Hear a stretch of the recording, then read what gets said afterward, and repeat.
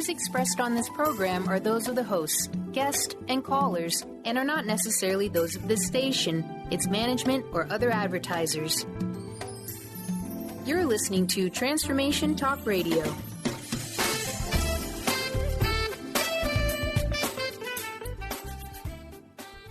Hi, welcome. This is Dr. John DeMartini. This is one of the most amazing and inspiring shows that you can listen into. If you want to be on the edge of your seats, if you want to open up your heart, if you want to expand your mind, and you want to meet incredible people, stay tuned because you're just about to experience a transformative radio show that will change your life. And you're listening to the Dr. Pat Show that's coming up right next. Welcome to the Dr. Pat Show. Talk radio to thrive by. Powerful, inspiring, and coming to you live, bringing you stories of people like you and me, busting through and living life full out. Get ready to dare to wonder what your life would be like if you knew you could not fail. Hey, everybody. Welcome. It's so great to have you all. Tune us in and turn us on. What a great show we've got for all of you today. You know, I got some time to hang out with Nancy Monson. I really did. And, you know, that's why I'm so excited about today's show.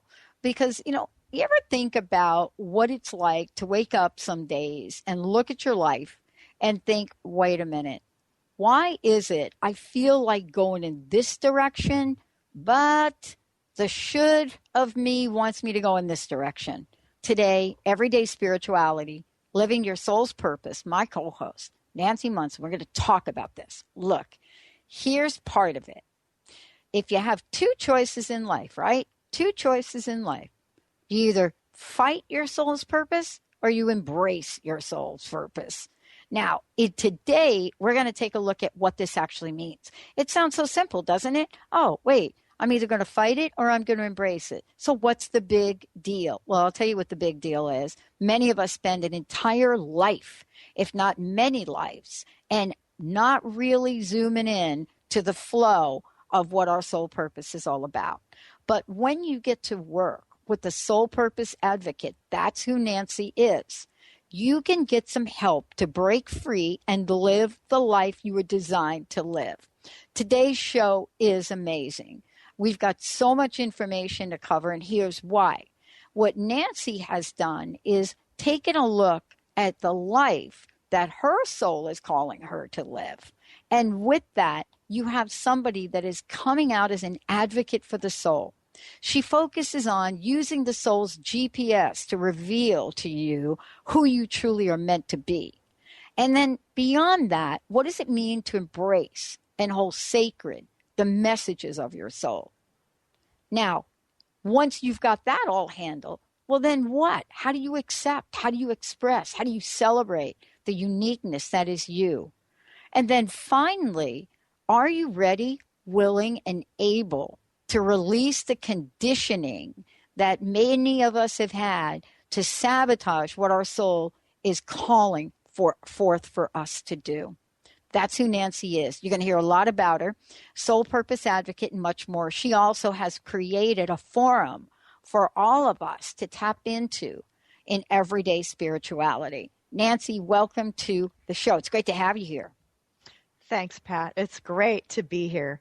I'm so excited to talk to you guys today about what it means to live your soul's purpose and how we get ourselves in trouble by not living our soul's purpose. I love this. What do you think about my comment that I made? It sounds so simple, doesn't it? Oh, wait a minute. We have two choices in life. We can either fight our soul's purpose or embrace it. And it's kind of like ho hum. But, you know, there is, for many of us, there are a series of life's events that happen to us that can seem so painful, so resistant, and yet we do not connect the dots that it has anything to do with our soul. How is that? Well, when we're born, you know, the moment we're born, our soul imprints its design, its purpose, its potential in our DNA. That's what we're talking about when you mentioned earlier about our GPS. The problem or the challenge that we face is we don't actually have access to that. We're babies, right? We're infants, and we're looking to survive by our caregivers taking care of us, giving us food, feeding, love, taking care of us, making sure that we're happy and healthy. And the challenge with parents is they don't so far haven't been able to get access to that design. So what happens is over time we get conditioned, as you mentioned, we get conditioned to operate in ways that keep us safe, give us love, help us be accepted.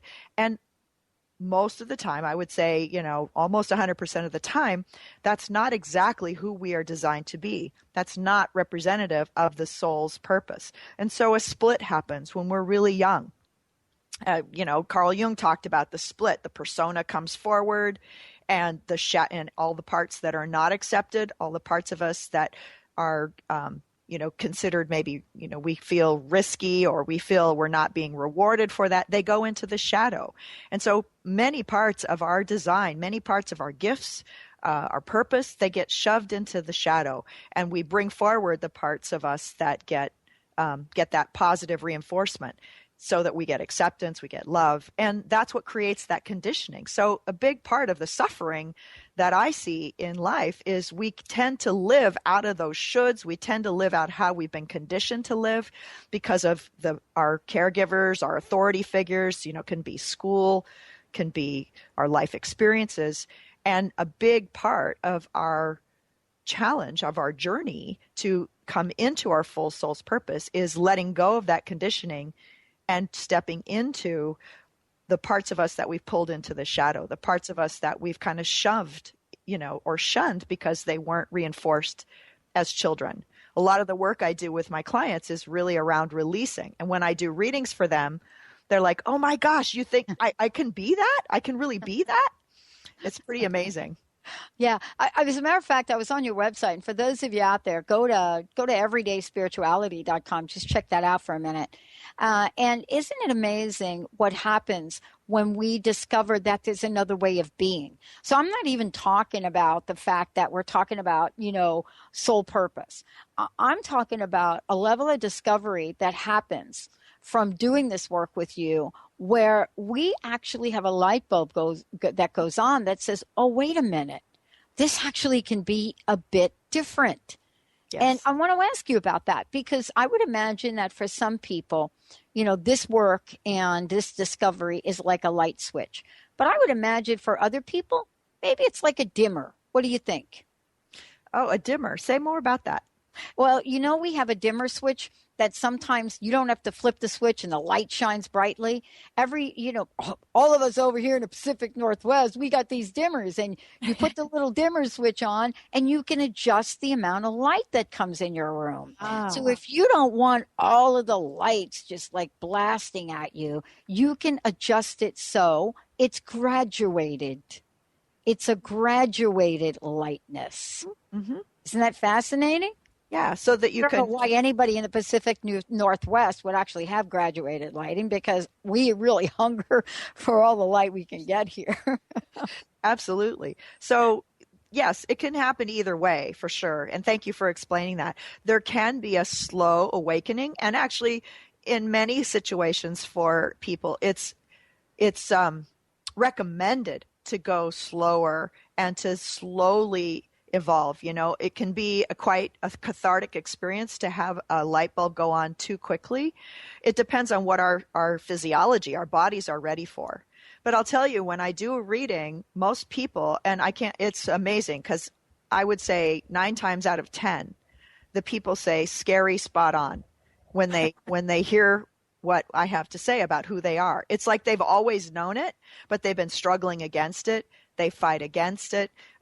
They think that they've been, they've judged negatively their gifts and the way their energy works, and they don't trust their own internal decision making because it's not what's acceptable in the public, what they've been trained. Mm-hmm. And so it can be a process of gradual awakening, but there's usually a big light bulb that goes on. And then to be able to actually sustain that wisdom, to sustain and actually behave in ways that support my life, support my soul's gifts, my soul design, That's the part that takes the slow awakening, because we have to gradually let go of that conditioning, and it reveals itself bits at a time.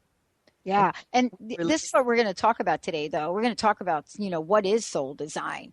Nancy and I are going to take a short break. When we come back, we're going to talk about, what does that mean, soul design? What is it? And what is it that Nancy does when she sits down with people to look at that soul design? Because how do you know that you're fighting it if you don't even know what the it is? We're going to take a short break, but in the meantime, check it out, everydayspirituality.com. When we come back, we're going to talk with Nancy about, wait a minute, what is that soul design? And, how do we fight it? How does it show up in our everyday lives? Is it pain? Is it physical illness? What is it that goes on that can ultimately become signs for us to go in another direction? We'll be right back. Stay tuned, everybody.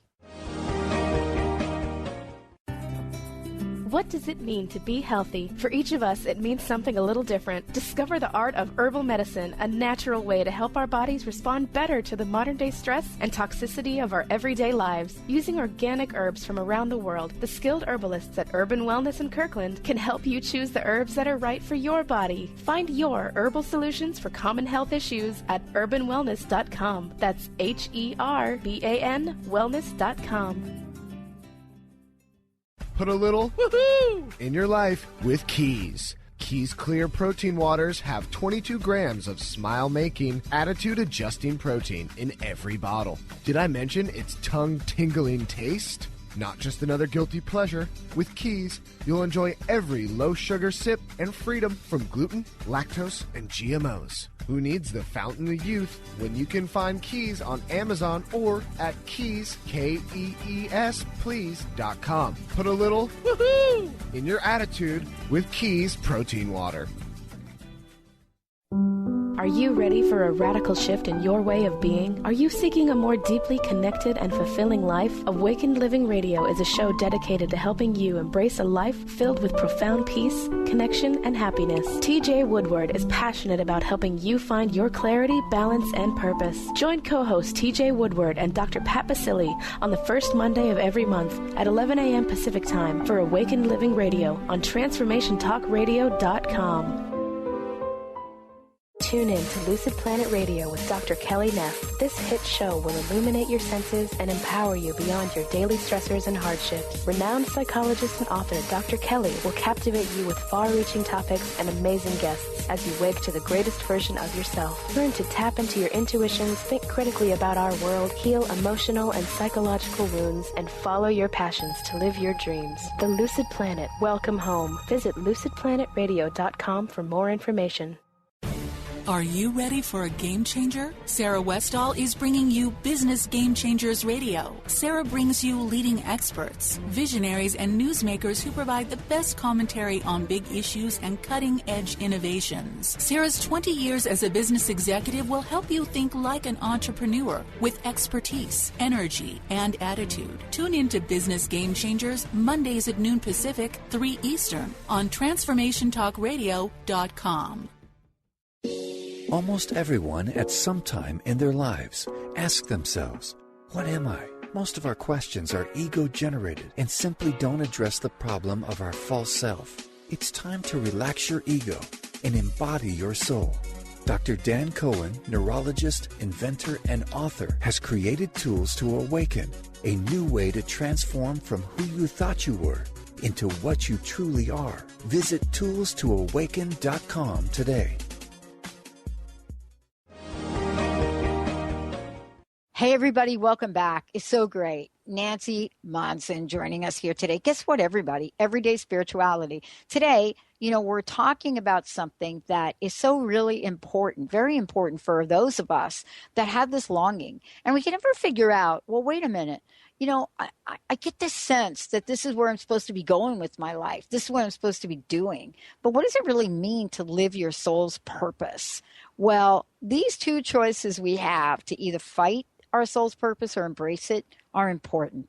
But there are many, many things for us to know about that. When we're thinking about soul purpose and we hear the words soul design what does that actually mean? That's what Nancy does. She works with people worldwide so that folks can understand what their design is and how to connect the dots with where they are today and where they are going. Nancy, it's great to have you here. Tell us about soul design. How is it different from purpose, or is it the same? Well, that's a great question, Pat. And for me, they actually are inseparable. So, as I mentioned a little in our first chat, we are born. The moment we're born, there's a certain pattern in our DNA that gets set up. Interestingly enough, we have 64 genetic codons that make up sort of the alphabet, the basis of our DNA programming. And the moment we're born, a certain pattern of those genetic codons, certain pattern of those 64 qualities, genetic codons that make up who we are, get activated. And that sets up, it's basically how our soul imprints in our physical body the potential that we have, the gifts that we have, how our energy is going to work, the opportunities that we're going to have, the areas for learning and growth, the gifts that we bring, and the unfolding of our path, of our life, how our life path actually unfolds, as well as what's sort of the theme of our incarnation. How does our life, which is the closest, the system I use, human design, as close as it comes to really looking at purpose. So when we live our purpose, it's really living our design. If we live absolutely 100% of the time aligned with who we are, our basic soul design, then we are living our purpose, because it will naturally flow from being in harmony and in alignment with the gifts that we've incarnated with. Yeah. It's interesting. You and I had a chat yesterday, and we were actually talking about this. And we were talking about, well, what is this design and how does it show up? And I made a comment to you about mine that someone told me a number of years ago, gee, there's really not much going on here in terms of how you were born. But there are other things going on. And then you took a look inside, or what do they say, under the hood, so to speak, and took a look at, what was showing up for me about my design. And I think it was very helpful for me as you did that, because there were some things that you explained to me that wouldn't have made sense otherwise, right? Because we're part of our story. Mm-hmm. Part of our story. Here's where I was born. Here's where I grew up. Here's what I did. Here's what I didn't do. And yet at the same time, we don't really have a way to make sense of anything, let alone have a feeling about how to move forward in that kind of harmony, that embracing you're talking about. Mm-hmm. So can you tell us a little bit about what the design tells us so that we know why we fight it? Yeah. And you kind of alluded to this in the introductory portion, where you talked about the GPS for living our soul's design. And that's what, you and I were talking about yesterday. Yeah. And the system I use that for me is the most accurate, the most extensive, detailed description of our soul's design, soul's purpose, which to me they're interlinked, inseparable, is the human design system, which has been around since about the late 80s. I think it came into being around 1987, and it shows exactly the blueprint of our soul's design and soul's purpose, and it delivers in great detail all of the things that you just mentioned. It delivers our talents and gifts. It talks about the life path and the journey, and it helps you to make meaning out of, as we talked yesterday, it helped make meaning out of your life journey and why things happened and why they didn't happen. It predicts, when you're going to have major changes in your life. It looks at how your gifts and talents unfold. And it also, as we talked about yesterday, how you have this incredibly open design that gives you the ability to know what people are thinking, to know who they are, to know what they want, to know what they're trying to speak. You can speak for them. So your particular design shows in this human design system that I can generate through some software It shows exactly what your gifts are and the areas for you to get to play in, like, being able to speak for others, being able to know what they want, right? Yeah. I was really fascinated when you shared that with me yesterday, because I was thinking to myself, wait a minute, what is she looking at?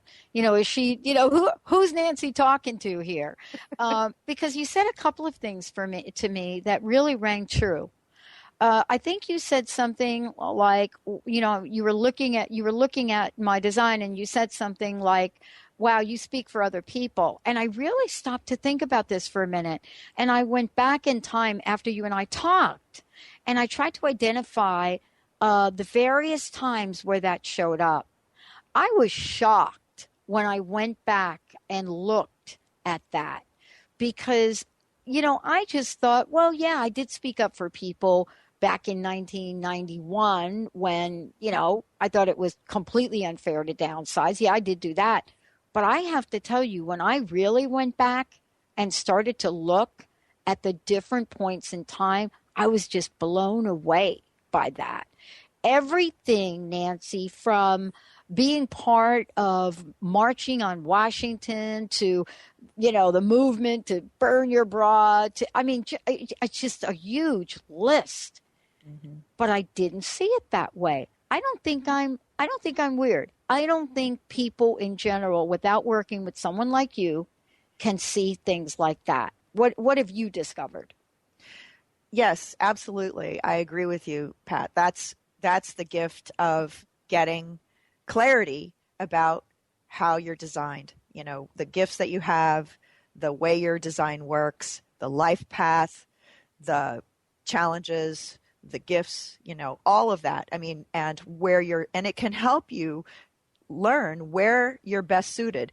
Like, I was just talking to a gentleman the other night on the phone, and he says, well, should I do this career or that career? I said, well, it's not about what career. Here's how your design works. Here are the gifts in your design. Mm-hmm. And it turned out that the gifts in his design matched very well with the work he was doing. Now, he wasn't always doing that work. He had just gone through, for him, 50 was a big transition year for him.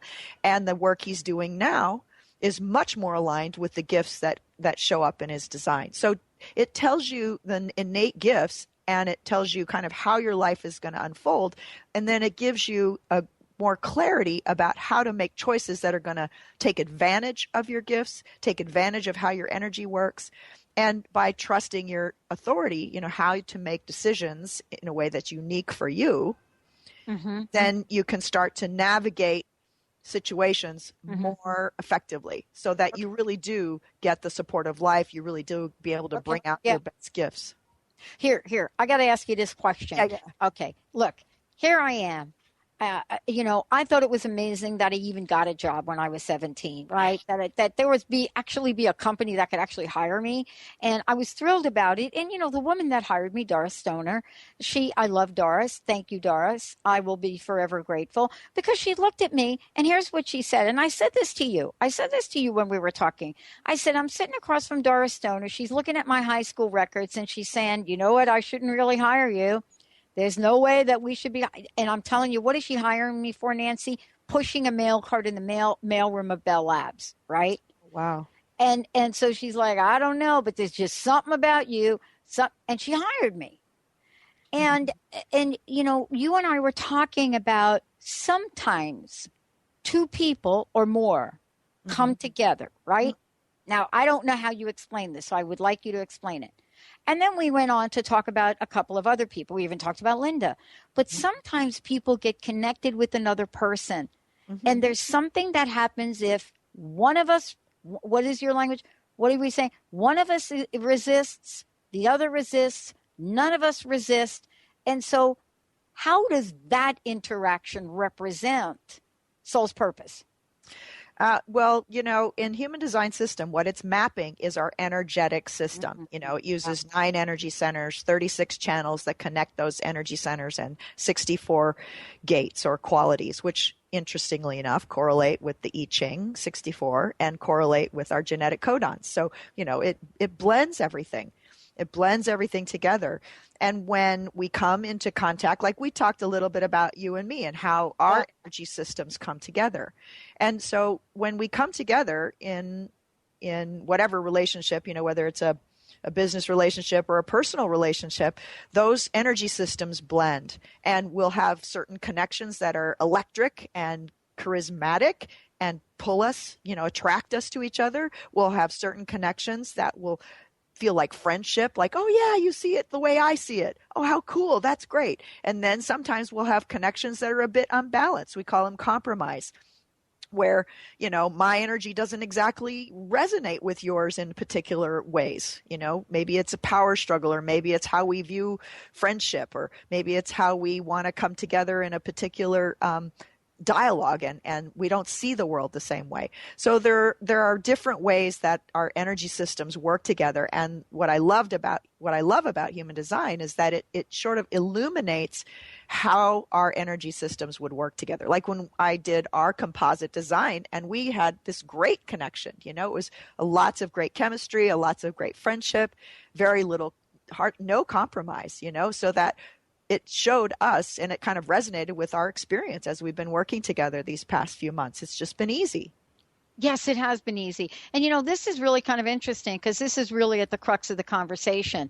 We're going to take a short break. When we come back, we're going to talk about what does this mean to break free of the conditioning, right, that we have had. And what is that conditioning? Conditioning, what does that term mean? Mm-hmm. Are we being conditioned to not do something? We being conditioned to do something? And how does any of that either support or destruct our soul's potential? We're going to take a short break, everybody. When we come back, soul purpose advocate Nancy Monson joining me here today, everydayspirituality.com. When we come back, we're going to be talking with Nancy about how her soul is bringing her forward and what each of us can do to break free of the conditioning by understanding our design. Stay tuned. We'll be right back. Hi, I'm Leslie Fontaine with Sheer Alchemy on Transformation Talk Radio, and here's your tip for the day. What is abundance? It isn't the same to all of us. So what's your personal gold? Is it the full expression of yourself in business, or in love, or in the creation of a book or product, or the service you offer? All of the above? When we step into allowing our joy that corresponds with our essence, we are literally coming out of the closet and making new choices. We look and sound different. We don't even talk about the same things anymore. We have a new spark. So wouldn't it make sense that it causes ripples and earthquakes around us? When you shift, you affect everyone around you. You're teaching people to step into all that they are, and they will come to you and say, what have you done? What makes you different? Join me on Sheer Alchemy on Transformation Talk Radio, and let's go deep with your abundance. Naturopathic doctor, founder of the Martha's Vineyard Holistic Retreat, and author of the New York Times bestseller 21 Pounds in 21 Days, Dr. Ronnie DeLuce has helped tens of thousands of people, including celebrities and athletes, with her message of lifestyle change. Now Dr. Ronnie DeLuce wants to help you. You too can be saved. Email Dr. Ronnie DeLuce at info@ronniedeluceonradio.com and visit mvholisticretreat.com. Dr. Ronnie DeLuce, your partner in wellness. What if your body and mind were the compasses to the secrets, mysteries, and magic of life? Glenna Rice, co-host of The Questionable Parent, is inviting you to access all that is possible. Glenna is a 10-year certified veteran access consciousness facilitator who offers an amazing variety of life-changing classes and workshops. Work with Glenna from anywhere, with teleclasses and workshops all over the globe. To learn more and see Glenna's current schedule of events, classes, and workshops, visit glennarice.com. Has asthma or allergies got you singing the raspy blues? Allergy and Asthma Networks is the nation's premier nonprofit patient-centered network of doctors, caregivers, patients, and healthcare professionals who are dedicated to ending death and suffering due to asthma, allergies, and related conditions. Join President and CEO Tanya Winders each month on the Dr. Pat Show to learn more, and visit allergyasthmanetwork.org today. Breathe better together with Allergy and Asthma Network. Hey, everybody, welcome back. why don't you go take a look, everydayspirituality.com. And, what's going to happen is you're going to find information about soul design. But one of the things that we're giving away here, and Nancy, maybe this is a really good time for you to tell folks about how they can apply for a free soul design discovery session and what that is. They can simply go to everydayspirituality.com/apply, APPLY. But tell folks what that is. Sure. So I have created a session where a person, applies to have one of these complimentary sessions. And what we do is we actually look at a couple of the most powerful and transformative elements in a person's design as they relate to the challenges that they're going through right now and the vision they have or the desires they have for their life. So we look at where they want their life to go. We look at how that maps with their design. And I'll tell you, I've done a few of these, and every one of them, the person's design almost completely aligns with the goals that they have or the desires that they have. And then we look at, okay, what's getting in your way? What's holding you back? Where are you now? And then we look a little bit at the design as what can the design tell us for why that's happening? And then I give them a clarity around what their particular decision making is so that it can help them shift from where they are to where they want to be able to bring their dream into fruition. And then we talk about, what kind of support they might need and whether or not I'm the best person to help them. If not, then, I have lots of other resources to get them going so that they can more align with their soul's design. Okay, so folks, tell folks what they should do. It's real simple as far as I can tell. Go to everydayspirituality.com/apply, APPLY, and then just fill out the information there and hit the submit button. Yep. That's all there is to it. Go to the everydayspirituality.com//apply and complete the short application, which has the questions that'll help give them information about where they are in their life. It asks for the birth information so that I can produce their design. And then we'll get back to them in a very short time. And if we choose to work with them, then they'll get scheduled right away. Awesome. Okay, so let's talk about this thing that I was mentioning before we went to break, right? I mean, here we are. We think we are our background. We think that there's some part of us that is broken. We think that, okay, I've got this stuff that's going on. I'm not really realizing my life stream. I'm not sure what to do. And so what is this idea of breaking free from conditioning? And tell us a little bit about how you look at the soul design, how you look at this design to help people understand that. Mm-hmm. So I remember in the conversation we were having before the break about how your design in particular, you have all these open centers. You have the open throat center, which gives you the ability to speak for others, the open identity center, which gives you the ability to know who a person is, the open heart, which makes you generous to a fault, which what people want. So these open centers run the energy of the field. So when we're little, we're swimming in conditioning fields. We're swimming in energetic fields that operate in a particular way. And these open centers are just channeling that. So if they're getting, over and over and over getting conditioned to operate in a particular way. For instance, my mother, I'll use that as an example. She had a lot of fear. She was in fear a lot of times. She was always catastrophizing, worrying about what was going to happen. And I don't have a defined spleen, which is the center of well-being. It's the center of survival. It's the center where fear is. So naturally, I don't have much fear. But what happened, because I was swimming in her field of fear, my spleen started operating in the same way. Right? Over time, it's just like anything. You do things long enough the same way and it becomes a habit. So part of my awakening was learning from my design that I'm not naturally one to have a lot of fear about life and things, only when, it's really needed. Yes. And part of my conditioning, releasing that conditioning, is realizing that's how I was conditioned by my mother's energy field. And that's a big part of what human design can show, is where, those are great fields to play in, but they're not fields to get stuck in. Yeah. It's so interesting because, many of us realize that something is amiss in our lives because something happens that is not very pleasant. And I would like for you to talk about this for a minute. Because many of us have these unpleasant things that happen. And most of the time we take them personally. I grew up with a mom that basically said to me, you know what? When that stuff shows up, Pat, that means that you're called to do a redirect. Now, I don't know what my mom was all about in how she knew these things. She didn't go study with anybody. But what is it about some of life's events that show up? Are they trying to guide us? And I will tell you that for me, even when they do show up, I don't know that I know how to figure them out by myself. Mm-hmm. Yeah. Well, in human design, there are 12 different profiles. So 12 different ways our life unfolds.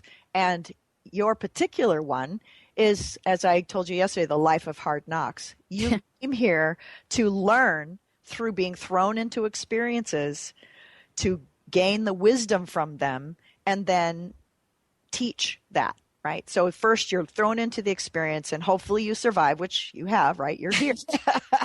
And from the wisdom that you learn from those difficult life experiences, you can then teach others, which is a big part of what you're doing with this radio show, with the other things that you do in your life. So we each choose a particular path. For mine, it's the 6-2. It's the path of the teacher, the path of the wise one, right? And so all of the things that I've done over the 50 plus years of my life are teaching, giving me the wisdom that then now in my wise woman years I can give back to others, and that's why I'm on this show. That's why I'm doing the work I am with people. That's why I'm writing the book around the midlife transition, is to help share that. So when we know what our life path is, it really helps us to then go, oh, that's how I designed my life to unfold. And that's what having this GPS can do, is helps us to make peace with how our life unfolds and then get more into alignment with it. Sometimes we fight that design, and we talked, about some of the key ways that we fight our design. One is through the conditioning of our childhood.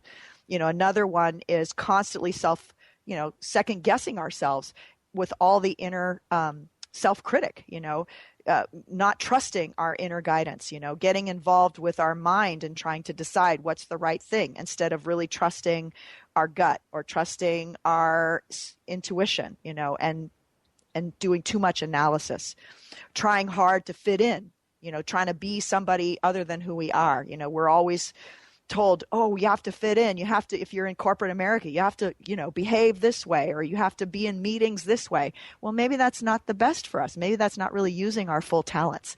And when we don't use our full talents, it creates stress, it creates frustration, it exhausts us, instead of giving us life. Yeah, it does. I'm going to ask you about a breaking point. I want to ask you if there's such a thing as a breaking point. And I don't know how that shows up. There are many people that look at things that happen. They call them Kundalini. There are just a lot of ways that folks look at these, quote, awakenings, right? Now, I mean, I wish I knew that, I go back and I look and I say, well, yeah, that thing happened or that thing happened. I have had some spiritual experiences, but I wanted to ask you about that. Does the soul try to get our attention? Now, sometimes it does in a not so hot way, but are there other ways? Sorry, I'm laughing because, oh my gosh, our soul is always whispering to us, and I always call it the cosmic 2x4. Yeah.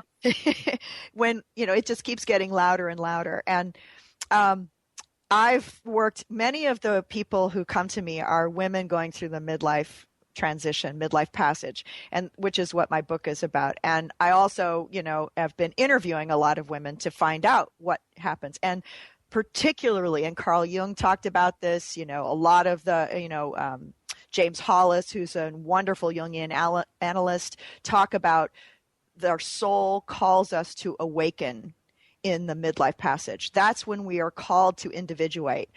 In the transpersonal deep psychology world, the soul incarnates with a certain seeds of potential, which we see in our human design. And we have to go through a certain amount of life experiences to gain our ego, to gain the resiliency and the sort of the toughness enough to go through the deconstruction so that it can then be recreated in the service of the soul's full expression. If we try and do that too soon in life, we can have a psychic break. I mean, this ego can't handle what it needs to go through. If the ego struggles too much, then we never really let go enough to allow the soul to come forward. So in this journey of individuation, which is the other piece that I use in my work, I use human design as the GPS, but then there's this whole process of transformation of letting the ego sort of fall away, the pieces that no longer fit the full expression of the soul, and then be recreated in service of the soul's greater expression. And that's really a big part of what human design can help illuminate. When you talk about these sort of, massive experiences that people can have, what I see is that's usually a big part of the midlife awakening is some huge horrible thing happens. Either, I'm on the wrong side of a political maneuver at work and I get fired, my relationship falls apart, I have some sort of serious mental, physical illness that happens, or a mental challenge. Depression is rampant these days, and that's the soul telling us we need to awaken. So a big part of our work is learning how to tune in, how to listen to those little whisperings. I have to tell you something. I read a letter the other day. You mentioned Carl Jung. Yeah. I read a letter the other day that Carl Jung wrote in 1961. And he was referencing his early work that he did in 1931. 3031. And I remember reading this, and I thought about you. I remember reading this, and what he said was that, his language was that and this is pretty much it word for word, that he could not tell everything. He could not tell the people he was working with everything. And he went on to say is that in those days he said, I had to be exceedingly careful of what I said.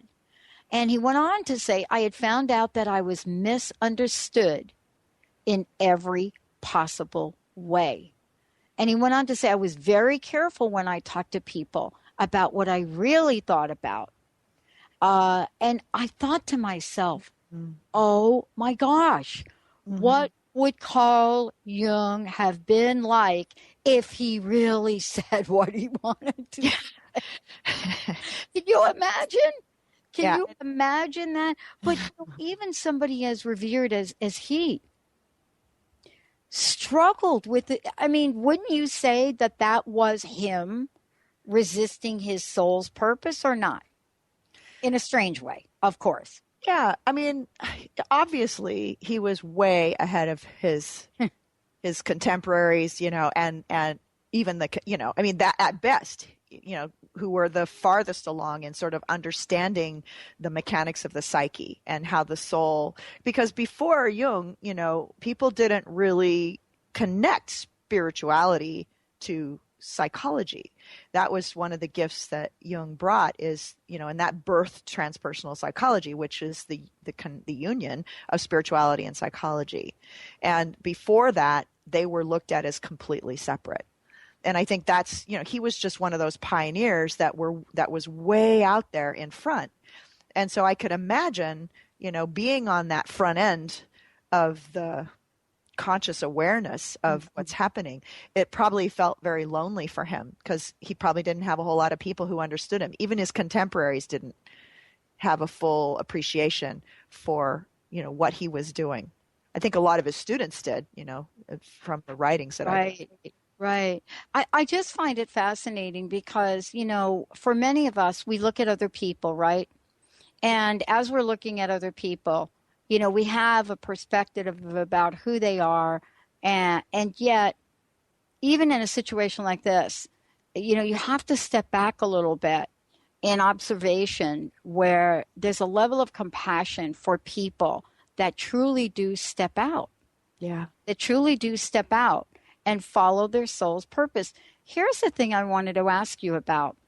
When I say step out, it almost implies, Nancy, a level of faith. I'm not talking about religion. I'm talking about a level by which we step forward and know that it's going to be okay, that this is the place where I get to put one foot in front of the other, one thought in front of the other, one heartbeat in front of the other, and know that this is perfectly right. How would you describe that from a soul? Because people are doing that. It's not like this is an anomaly. Folks are doing it, albeit maybe not all the time, but certainly I think we have moments of it. Mm-hmm. Absolutely. We have a saying in my spiritual guidance training, the soul knows the way even when the ego doesn't. That's the cultivation of faith in our soul, faith that we can follow those deep whisperings. And it in my experience and the work I do with my clients, which is why I love being support for them, being their soul purpose advocate, it's a journey. I didn't just start trusting my soul completely overnight. And it's still a day-by-day practice for me, even though I've been, working on this for a long time. Because sometimes my soul asks me to do things that freak out my ego. Mm-hmm. And that makes it, a journey of faith, a faith in my soul, right? The soul knows the way even when the ego doesn't. And that's really the process of awakening, is when we can start to tune into our particular way that our soul speaks to us. And that's, revealed in our human design, as well as in some spiritual practices that we can adopt. We start to take little steps. And, you talked earlier about, is it a slow process, or is it, the 2x4 over the head? And sometimes it takes the 2x4 over the head to get us to tune in and say, okay, I surrender. I'm willing to trust and follow my soul. But then the journey of actually living that way every day, that to me is a slow evolutionary process. Day by day. I have to tell you, I don't know, Nancy, if I feel relieved when I read some of the words of a Carl Jung, and I've been spending some time with his writings. And the reason I'm spending some time with, and I'm not talking about his books, I'm talking about like letters and things. Mm-hmm. And the reason I'm doing that is somebody sent me a note. And they, I was sharing something on air, and I don't know, they must have picked it up, and they said, Pat, you should read Jung's letters. You sound so much like him trying to figure it out. And I thought, I'm not Carl Jung. Well, they weren't talking about me being Carl Jung. They were talking about some of the struggles that we have, which you are so beautifully talking about. When our soul is wanting our attention to do this or go here, and our resistance absolutely, without any doubt whatsoever, will not allow us to go. And that we can sense in the moments of our lives. And I think that's the work that you do, is to give us some relief, so that we can, hear, see, feel, touch that next step. How do you help people with that? It's really scary to follow. That resistance is fear. It's fear that I'm going to be abandoned, fear that I'm going to be destitute, fear that I'm going to be rejected, fear that I'm going to be a fool, fear, all these fears, all these different fears that come up that go back to some of our primary wounds. Remember, I talked about the journey of the soul to individuate. Well, the divine child is born, and gets wounded, goes underground. That's the split. The persona comes forward, the shadow goes back. And then it's the journey that it's like the hero's journey. It's the journey of the being to then progress. And at some point, the divine child comes back to be healed and integrated. And that to me is when we start to do the individuation process, typically around midlife, whenever our ego's had enough experience that it can go through that reconstruction in a more accurate and golden expression of the soul's true potential. I call it an inner alchemical journey of transformation, which Jung talked about in he has a lot of works written on his exploration of the inner alchemy as a way to describe the psyche's process of individuation. And I work with people through that transformation process. You know, I have to tell you, and I don't know how much time we have left, but I do want to ask this question, and maybe we can talk about it. You know, we talk about the soul sometimes as if, you know, the soul is my soul, your soul, somebody else's soul. And it's almost as if we talk about it as if maybe there's not some larger plan, right? Mm-hmm. Now, I'm really struck, since we are talking about Jung, out of all the times that Carl Jung could have been born, he's born like at the hand of Sigmund Freud. Yeah. Now, some people would say that is one of the greatest cosmic jokes we've had. Some other people may say those folks clearly had a connection that each needed. Is that another way to kind of look at the design and how others show up in our lives to bring the best out of us? Because sometimes we think, you know, I'm around that person and I'm not seeing the best. Yeah. Well, and this is where I think in my own journey and studies, and, you know, because I've studied a lot of things other than human design, I really believe that people come into our life. You know, it goes back to the Course in Miracles, talking about every relationship is exactly perfect for us. It comes to us for its own opportunity for our growth. It can be for a moment, it can be for a month, it can be for a lifetime. And our job is to always step back and say, okay, what's the bigger call here? What's the bigger opportunity? What is my life wishing to show me? How can I be in service of the expression and the evolution of my own being as a soul on this soul journey? So in the alchemical journey, the 4 phases, one of the phases is we call it sublimatio. It's the greater vision. It's reflecting, stepping back and looking at our life from a greater place. And we don't do that. Reb Zalman Schachter, who's one of the, you know, he passed away recently. He was one of our mentors in my spiritual guidance program. And he said, if only I were my ahas. Wow, yeah. You know, we get all these ahas, but do we actually integrate them? Yeah. Well, I mean, maybe that is going to be our next show, Nancy. Maybe our next show is going to be about that. What a great show. Thank you for joining me here today. I wanted to make sure that you let folks know about a couple of things that you've got going on. Tell us a little bit. I know you're going to be in a telesummit. Tell us a little bit about that. And I'm assuming that people can find out more about that on your website. Yes. We have a link to that on my website. In January, an incredible colleague of mine, Dr. Anita Jackson, is hosting a telesummit, and I'm one of 12 global leaders who are being featured on that to talk about how to be more visible. And to me, that's about bringing my soul's true purpose, bringing the brilliance of who I truly am out into the world so that it can, you know, spread that beauty. Be the light, be the change, right? Be the change that we want in the world. And so I'm honored to be selected as one of the speakers on that telesummit in January. It goes from January 4th to the 18th. It's amazing. Amazing. And we're going to let everybody know more about that too on the Dr. Pat Show website. Nancy, thank you so much for everything. I want to just, one last question real quick. What's your personal message? What do you want to leave us with? Trust your soul.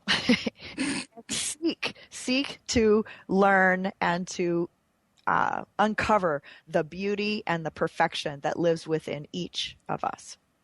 Wow. Nancy Monson, everybody. But you know what? Check out the website. Go ahead and do it. It's amazing. Check it out, everydayspirituality.com. Remember to apply for a free soul design discovery session.